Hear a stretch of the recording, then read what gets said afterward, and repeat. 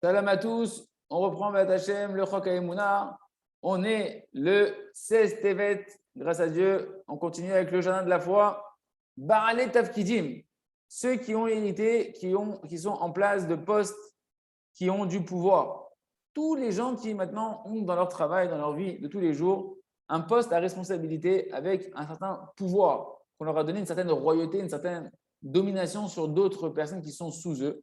D'accord? Par exemple, des policiers, des juges, des enseignants, des dirigeants de l'armée, ou bien des gens qui sont dans l'administration gouvernementale. Toutes sortes de métiers comme ça où ben, par leur propre parole, ils vont pouvoir influencer d'autres personnes qui sont en dessous d'eux. Et ben, il faut savoir qu'ils sont mamash dans une très, très, très grande épreuve quotidienne. Soit ils vont mériter de pouvoir tenir leur épreuve, et ils mériteront alors à ce moment-là d'acquérir de très hauts niveaux, de très grandes qualités spirituelles et avoir une grande récompense et pouvoir faire leur mission et réparer tout leur passé et même toute leur réincarnation passée avec les personnes qu'ils vont rencontrer dans leur travail. Par contre, si jamais on verra qu'ils ne tiennent pas bon dans leur épreuve, alors que Dieu nous en préserve, ils peuvent arriver à des catastrophes, de grands endommagements, de grandes fautes dont la réparation est très difficile pour plusieurs raisons. On va voir trois raisons essentiellement aujourd'hui. Première raison, c'est qu'un homme, par exemple, qui n'a pas un poste à responsabilité avec des personnes qui sont en dessous de lui, eh ben, en général, il ne va pas rencontrer énormément de personnes. Le nombre de personnes sur lesquelles il va interagir va être assez limité. Ça va être sa famille, ses amis, un petit peu au travail ou dans ses études, etc. Et ça s'arrête là. Donc, il n'y a pas un grand potentiel de pouvoir amener un bénéfice ou un dommage à un nombre de personnes important. Ça sera limité à un nombre de personnes assez restreint. Par contre, une personne qui, elle, va avoir un poste à responsabilité avec beaucoup de personnes qui dépendent de lui, eh bien, lui, au contraire, il y a énormément de personnes qui vont être influencées directement par ses décisions, par les décisions qu'il va prendre. Chaque décision elle aura un impact énorme. Chaque comportement qu'il va faire, ça va avoir un impact énorme sur beaucoup de personnes qui sont en dessous de lui. Donc, ça agit dans les deux sens. Si une personne, elle va maintenant mériter de faire son poste, sa mission avec la Emouna, alors il pourra mériter de faire du bien à énormément de personnes qui dépendent de lui. Qu'est-ce que ça va entraîner chez lui? Énormément d'abondance, de bénédictions qui va couler sur lui dans tous les domaines de sa vie. Et bien évidemment qu'il aura son salaire, qui sera gardé, l'essentiel de son salaire, qui sera gardé pour le monde futur. Mais attention, le revers de la médaille est vrai aussi. Si jamais il n'apprend pas comment utiliser maintenant le pouvoir qui lui a été donné du ciel dans son métier, de savoir l'utiliser avec la foi, d'accord, et qu'au contraire, cette personne-là que Dieu nous en préserve, elle risque de faire de la tristesse, de la peine aux gens qui sont en dessous de lui, alors il risque de transgresser de nombreux interdits qui touchent les lois du relationnel avec l'autre, les lois envers son prochain. Et comme on l'a déjà expliqué, que c'est connu, que c'est très très difficile de réparer les fautes envers son prochain, parce qu'il faut pouvoir apaiser le cœur de la personne qui a été touchée et qui a été blessée par nous. Et c'est quasiment impossible parce qu'il faut retrouver toutes les personnes qu'on a pu blesser, que Dieu nous en préserve, et leur demander Mechila, pardon, et qui nous pardonne. C'est pourquoi une personne qui a un poste à responsabilité, qui ne fait pas attention et qui fait de la peine aux autres personnes, eh ben, il est en train de se préparer pour lui-même, mamash, des tonnes et des tonnes de souffrances de ses propres mains qu'il est en train de préparer, que Dieu nous en préserve. Et qu'il ne s'étonne pas s'il voit qu'il reçoit des coups dans tous les sens sans comprendre d'où ça vient et que sa vie, mamash, elle devient un cauchemar, que Dieu nous en préserve. Deuxième raison pourquoi il y a de grandes épreuves pour un poste à responsabilité dont beaucoup de personnes dépendent de lui, c'est parce qu'il y a une grande responsabilité qui sont sur ses épaules et que automatiquement la réussite de la vie des gens qui sont en dessous de lui, eh ben, ça dépend énormément de son comportement à lui. Par exemple, un professeur, il va pouvoir influencer un élève positivement ou négativement pour toute sa vie. Que Dieu nous en préserve, c'est négatif. Le professeur, il sera responsable. Il sera responsable.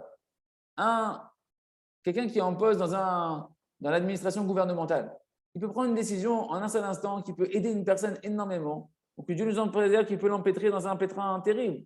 Un juge au tribunal, il peut influencer positivement une vie pour la vie d'une personne et lui laisser la vie tranquille, ou bien entraîner sa mort et son emprisonnement, que Dieu nous en préserve. Un policier, pareil, il peut faire de la peine gratuitement, ou bien il peut sauver la vie. Les Kitour, c'est des responsabilités énormes qui vont avoir des répercussions énormes, donc l'épreuve est très grande. Troisième raison, c'est que celui qui va être à un poste à responsabilité dont les personnes dépendent de lui, il va devoir travailler énormément sur ses traits de caractère, encore plus qu'un homme normal. Pourquoi? Parce qu'il est soumis à des épreuves très nombreuses et très divergentes, dans lesquelles, sans travailler sur ses midotes et sans avoir des traits de caractère raffinés, il ne pourra pas réussir à surmonter ces épreuves-là. Parce qu'à chaque instant, il va avoir un libre arbitre, un choix à faire qui va engendrer soit de faire du bien aux gens qui dépendent de lui, ou soit du mal aux gens qui dépendent de lui, que Dieu nous en préserve. Soit se comporter avec miséricorde, avec pitié, ou bien se comporter avec cruauté. Soit faire des réductions et donc du bien aux gens qui dépendent de lui, ou le contraire. Soit donner une punition sévère, ou soit une punition qui va être légère, ou même des fois pouvoir acquitter complètement la personne de ne pas être punie du tout. Et donc, il a également un choix de savoir est-ce qu'il va se comporter avec une bonne conduite, avec du derech eretz, en honorant les créatures qui sont en face de lui, ou bien non, d'avoir le choix, que Dieu nous en préserve, de les mépriser, de faire semblant de ne pas voir leur détresse, de ne pas voir leurs problèmes, de les abaisser. C'est pourquoi, en réalité, plus que tout autre homme, eh ben, une personne qui a un poste à responsabilité avec des personnes qui dépendent de lui, il doit se comporter avec de la crainte du ciel et rechercher constamment quelle est la volonté du Créateur, qu'est-ce qu'Hachem veut de lui dans chaque décision qu'il doit prendre. D'accord? Parce qu'il doit savoir que même si aujourd'hui c'est lui qui décide, mais le Créateur viendra à un moment donné où il exprimera son jugement envers lui aussi et il devra rendre des comptes. Il y a raison qu'on puisse toujours demander à Kadosh Baruch Hu de nous aider à comprendre ces allusions et de pouvoir se comporter à l'image d'Akadosh Baruch Hu, et que si on doit passer par des postes à responsabilité, d'être très, très, très vigilant dans sa hitbo des doutes pour pouvoir savoir qu'on peut influencer énormément de personnes dans le bien ou dans le mal, et ça aura des répercussions énormes, positives dans notre vie, ou le contraire, que Dieu nous en préserve. On continue avec le livre Le Jardin des Louanges, Midatova Meruba, c'est-à-dire que la qualité, une notion dans le bien, eh ben, les effets seront démultipliés par rapport à la même notion dans le mal. On peut comprendre en réalité maintenant pourquoi le remerciement est tellement grand, à l'opposé des pleurs en vain. C'est-à-dire qu'une personne qui est en train de pleurnicher, qui n'est pas satisfaite de sa vie ou d'une situation de sa vie, eh ben, c'est la chose qui met le plus en colère à Kadosh Baruch Hu. Malheureusement, on voit que la barianout, la pleurnicherie, c'est un défaut et un manque essentiel que l'on trouve dans beaucoup de personnes. Le défaut principal que la plupart des gens ils ont, c'est la pleurnicherie, l'insatisfaction. Et ça va exprimer essentiellement l'hérésie qu'il y a dans le cœur de l'homme, le manque de foi qu'il y a dans le cœur d'un homme. Et ça, c'est la chose qui va, l'hérésie, c'est la chose qui va éloigner un homme, à l'opposé, les gamrés d'Akadosh Baruch Hu, plus que toute autre chose. Il n'y a rien qui éloigne plus un homme que le manque de Emouna. C'est pourquoi ça réveille énormément le manque de Emouna, la pleurnicherie va réveiller énormément de colère et de rigueur dans le ciel, plus que toute autre chose.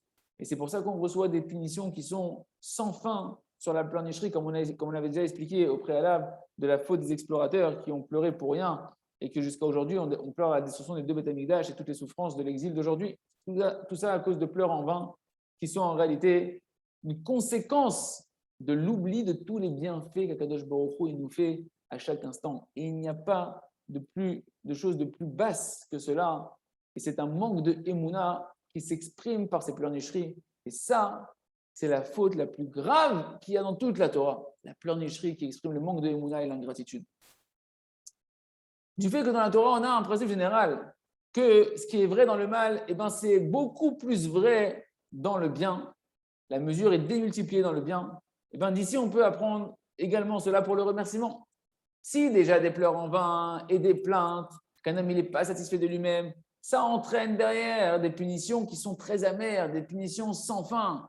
Eh bien, combien plus fortiori que ça va être vrai et démultiplié dans le bien que le remerciement, les louanges à Akadosh Baruch Hu, évidemment, ça va donc adoucir toutes les rigueurs qui planent dans le monde et sur la tête d'un homme, même les plus grandes rigueurs. Eh bien, ça va entraîner le remerciement à Mash, une bénédiction sans fin qui va couler sur la personne et sur le monde entier, sans aucune limite, Bézat Hashem. Concrètement, qu'est-ce qui sort de là pour nous? Si un homme il voit qu'il a des souffrances, que Dieu nous en préserve, ou qu'il a un grand manque qui survient dans sa vie, spirituelle ou matérielle, c'est qu'il y a alors au-dessus de lui une rigueur céleste. Et comme on vient de l'expliquer, qu'est-ce qu'il doit faire concrètement dans les actions pour pouvoir adoucir cette rigueur céleste? c'est de remercier et encore remercier Akadosh Baruch Hu. Et l'essentiel, comme on l'a expliqué, c'est de remercier sur le manque en lui-même. Pourquoi? Parce que le fait qu'on va remercier sur le manque, c'est la plus grande expression de notre émouna, de notre foi totale et sincère envers le Créateur, envers Akadosh Baruch Hu. Amaj, ça montre par le remerciement qu'on a foi que tout vient d'Akadosh Baruch Hu, que tout est pour le bien. Et si c'est ainsi que même ce manque-là que je suis en train de vivre, il vient d'Hachem, dans une providence individuelle très précise et qui m'a été envoyé pour mon bien éternel. Écoutez bien, on le redit et il faut bien l'ancrer à l'intérieur de notre cœur. Car le Créateur, lui, il sait tout, il connaît tout, il voit tout. Et il a vu que la réalité de ce manque-là qui arrive dans ta vie, c'est la meilleure chose pour ta réparation et pour ta mission. Et que sans ce manque-là que tu es en train de traverser, tu ne pourras pas arriver à ta réparation. Et c'est quoi ta réparation? Tu ne pourras pas te rapprocher du Créateur, béni soit-il, comme tu dois t'en rapprocher. C'est pourquoi il t'a donné ce manque-là, dans sa miséricorde infinie, seulement et uniquement pour ton bien à toi et te faire un bien total et éternel. C'est pourquoi maintenant, l'enseignement concret qui sort de nos paroles, halakha le maaseh, si on veut savoir qu'est-ce qu'on doit faire maintenant concrètement, tant qu'un homme y voit, qui n'arrive pas à remercier de son cœur entier sur sa réalité totale, toute sa réalité dans laquelle il vit, tous les détails de sa vie qui vont inclure également ses manques, également ses souffrances, tant que tu n'arrives pas à remercier pleinement dessus, c'est que ta émouna, ta foi est encore défaillante. C'est pourquoi tu ne dois rien demander sur ton problème à ce moment-là. Tu ne dois pas prier sur ton problème à ce moment-là. Tu dois demander qu'une seule chose du Créateur qui te donne la foi totale que tout est pour le bien, que même ces manques-là et que même ces souffrances-là sont pour ton bien éternel. Et tu dois également demander au Créateur, à Hachem, la émouna. Et lorsque tu vas demander la émouna, ce qu'on vient de dire, tu dois faire attention de ne pas être à te lamenter et à pleurnicher sur le fait que tu dis, ouais, mais en fait, je manque de émouna, oh là là, je suis nul, etc. Non, pas du tout. Tu dois avoir foi que même ce manque de émouna, quand tu pries sur la émouna parce que tu manques de émouna, tu dois avoir foi que même ce manque de émouna, il vient d'Hachem. Que même ce manque de émouna dans lequel tu es, ce manque de foi dans lequel tu es, c'est pour ton bien éternel. Pourquoi Hachem t'a fait que tu manques de émouna? Pour que tu pries dessus, pour que tu pries sur la émouna, pour que tu désires et que tu demandes à Kadosh Baruch Hu la émouna et que tu reçoives la émouna également par la prière. Comme ça, tu ne t'enorgueilliras pas de ton niveau de ta émouna. Et Hachem, Shinskei et Kolzé, d'adoucir toutes les rigueurs et d'amener que des brachot sur nous par le remerciement et le travail de la émouna. On continue avec le livre à travers champs et forêts pour faire notre heure d'Idbodedut de Hachem. Donc, on avait vu déjà 6 points, comment remplir, construire notre heure d'Idbodedut quotidienne. Et là, on passe au 7e point qui est le travail personnel. Une personne qui veut progresser sincèrement et concrètement dans son service divin, qui veut réparer ses mauvais traits de caractère, sortir de ses mauvais désirs, chaque homme, il doit savoir qu'il doit prendre un trait de caractère, il doit prendre un mauvais désir et se mettre à prier dessus jusqu'à pouvoir l'annuler, jusqu'à annuler parfaitement ce mauvais désir.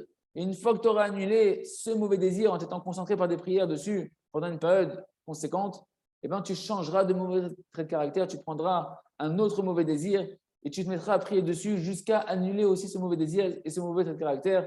Ainsi de suite, de mauvais désirs en mauvais désir, de mauvais trait de caractère en mauvais trait de caractère, jusqu'à pouvoir annuler tout le mal qui était à l'intérieur de toi. Et ainsi, il ne te restera plus qu'après à prier sur l'orgueil. Rabbeinu Akadosh dit que la dernière chose sur laquelle il faut prier, une fois qu'on a annulé tout ce caractère, c'est l'orgueil. Jusqu'à prier sur l'orgueil et annuler aussi l'orgueil et arriver à s'annuler complètement dans l'Akadosh Baruch Hu, ne faire plus qu'un avec l'Akadosh Baruch Hu. Tout ça, c'est marqué dans le Likutei Moharan, dans la Torah 52 à Neor Balayla. Et ça, c'est impossible d'arriver à ce qu'on est en train de dire ici, si ce n'est en prenant un seul point dans cette bodédoute qu'on va se focaliser dessus tous les jours, au moins une demi-heure, comme on explique en long et en large dans le Sefer Or Hadash. Prendre un sujet pendant une demi-heure, prier tous les jours dans cette bodédoute une demi-heure sur un seul sujet. Le Rav dit, ce serait mieux encore de faire une heure entière sur un seul sujet, sur un seul point. Durant une longue période, de prier qu'une demi-heure ou une heure sur un trait de caractère, un mauvais désir, jusqu'à qu'on reçoive l'aide divine, recevoir l'aide divine de pouvoir annuler complètement ce trait de caractère ou ce mauvais désir. Et pour ça, donc, évidemment, ce qui ressort pour nous, c'est que dans notre heure d'Idbodedut, il faut consacrer une demi-heure pour ce travail-là personnel. Un bon conseil pour savoir quel mauvais trait de caractère ou quel mauvais désir, quel sujet prendre en travail personnel, il suffit simplement qu'un homme il regarde sa vie de tous les jours et de regarder Quel est le trait de caractère qui se renforce sur lui le plus que tous les autres, qui l'exacerbe et qui fait la misère de sa famille et des gens qui l'entourent? Par exemple, la colère.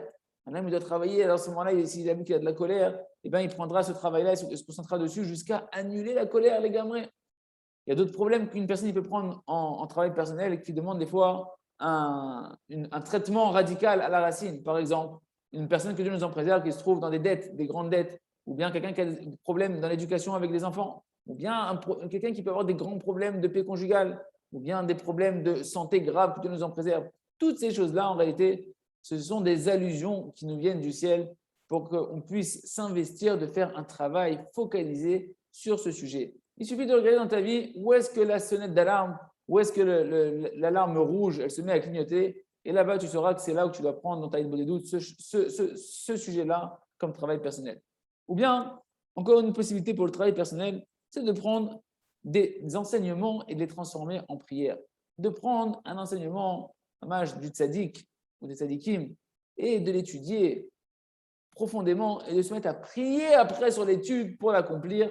Et bien cela aussi, ce travail-là extraordinaire de faire des torotes, des tfilotes, de la Torah, de les transformer en prière, ça demande de s'investir un moment conséquent dans sa libre des doutes. Le principe général qui ressort de nous pour nous ici, c'est qu'en dehors de libre des doutes quotidiennes, dans laquelle on fera du remerciement, des remerciements à Hachem, des introspections de nos pensées, nos paroles, nos actions, eh bien, il faut également consacrer pour tout homme un travail personnel pour acquérir un trait de caractère particulier, pour se défaire d'un problème en particulier, pour pouvoir atteindre un nouveau niveau. Et un homme, il doit travailler, par exemple, énormément sur la joie, beaucoup de prières, beaucoup de zman, concentré pour acquérir la joie, pour acquérir la émouna, pour acquérir la réussite dans l'étude de la Torah, pour sortir de ses mauvais désirs, etc.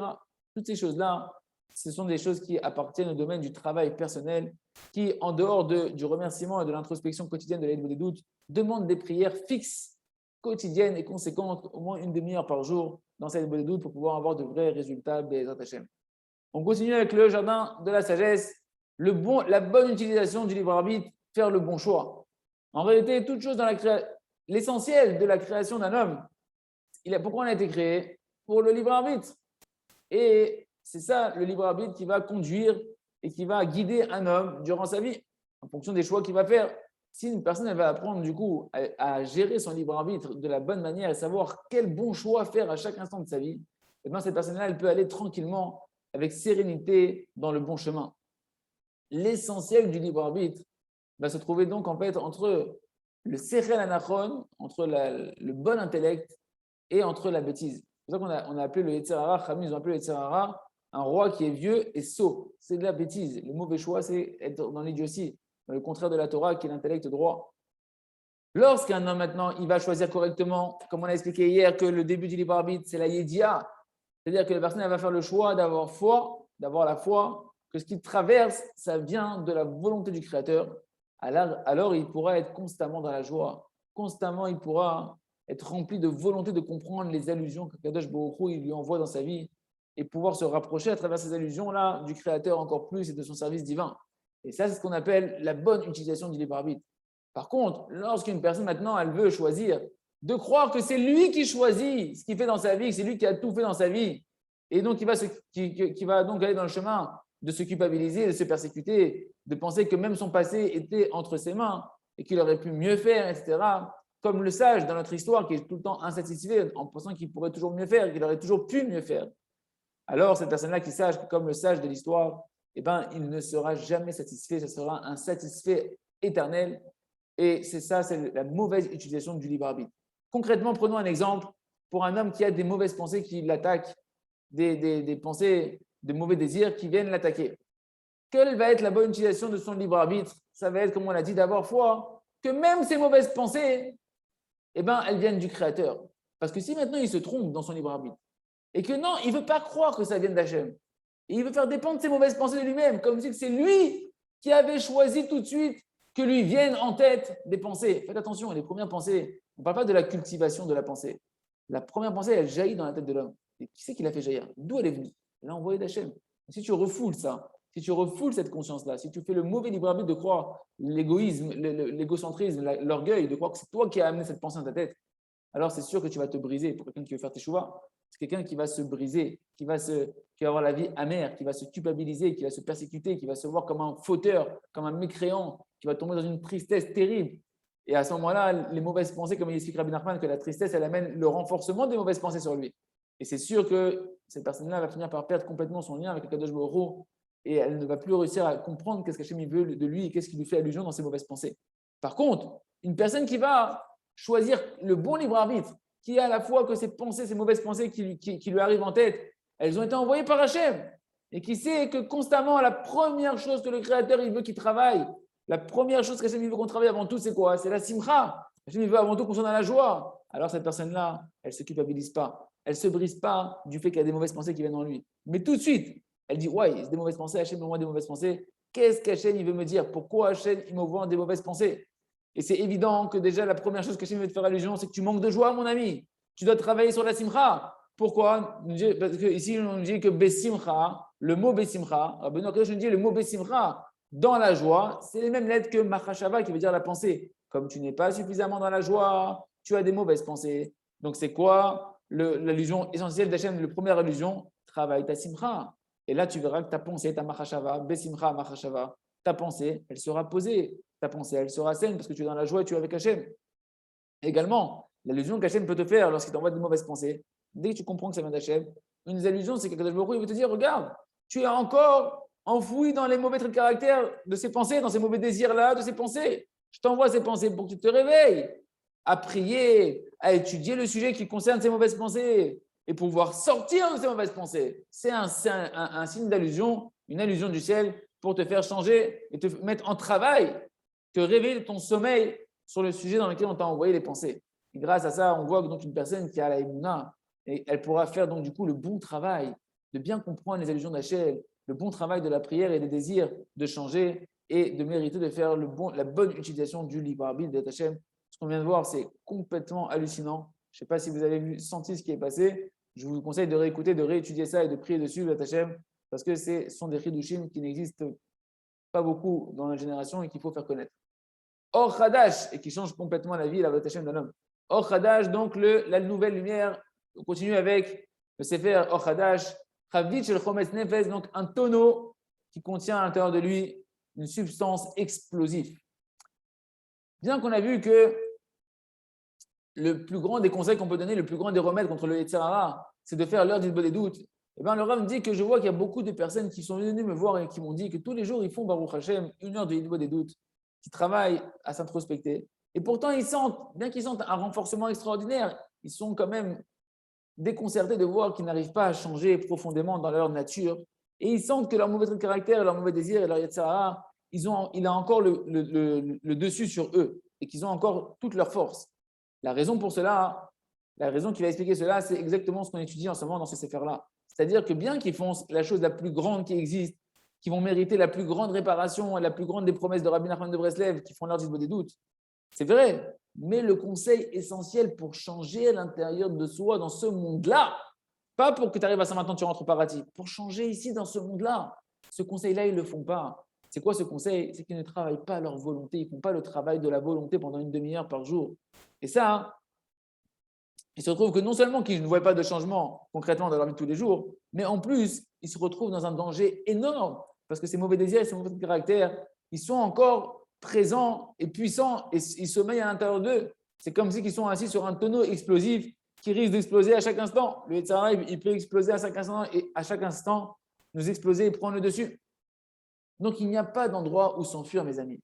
Il nous raconte le Rav qu'un juif est venu le voir, un élève du Rav, il a dit avec beaucoup de tristesse, il lui a dit, Rav, je suis arrivé à la conclusion qu'il vaut mieux vivre en dehors d'Israël qu'en Eretz Israël. Alors Rav lui dit, mais pas du tout, qu'est-ce que tu me dis? Pourquoi tu me racontes ça? Il lui raconte qu'il avait un ami très proche de lui qui était Chassid Breslev, qui servait à Kadosh Baruch Hu, qui renforçait énormément les gens, les jeunes qui étaient autour de lui, les gens quand il était en dehors d'Israël, il renforçait énormément les gens. Et chaque année, il voyageait à Ouman, il emmenait avec lui beaucoup de gens à Ouman.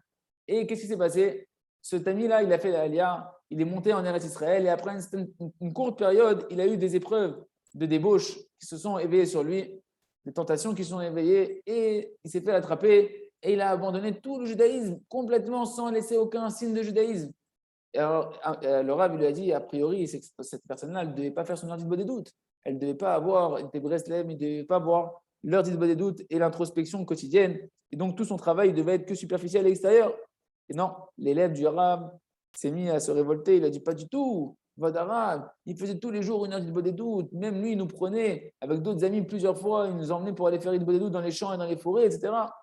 Et là, le Rav a dit, waouh, à ce moment-là, j'ai compris. J'ai reçu un renforcement énorme, mais très douloureux de cette prise de conscience de cette histoire-là, que je vais vous enseigner tout de suite. Cette histoire, et encore d'autres histoires qui ressemblent à ça, que j'ai entendues, m'ont amené à la conclusion terrible et effrayante suivante. Même l'heure d'Hitbod des doutes, que Rabbi Nachman de Breslev il a dit que c'est le niveau suprême qui est au-dessus de tout, ne transformera pas un homme. Seulement le travail fixe, concentré de la volonté sur un sujet dans la Hitbod des doutes peut transformer un homme. Et je lui ai dit, mon cher élève, c'est vrai que ton ami faisait l'heure d'Hitbod des doutes, mais il ne faisait pas une demi-heure tous les jours du travail de la volonté d'annuler la débauche et de mériter de préserver ses yeux. C'est pour ça qu'il est tombé. Écoutez bien, mes amis, sans avoir une demi-heure de travailler sa volonté sur un sujet, eh ben, on n'a pas de libre arbitre sur ce sujet-là si c'est un sujet qui est violent à l'intérieur de nous-mêmes. C'est pourquoi la chute est inévitable. Et chaque jour, une personne, elle vit en fait sur le miracle. Or, on sait un principe général de nos sages, on ne vit pas, on n'a pas le droit de vivre sur les miracles. Donc, pour ne pas vivre sur les miracles, il faut provoquer l'aide divine, c'est la prière, une demi-heure tous les jours sur les mauvais traits de caractère pour pouvoir transformer notre nature vers Hachem, Chazak, Benitrazé.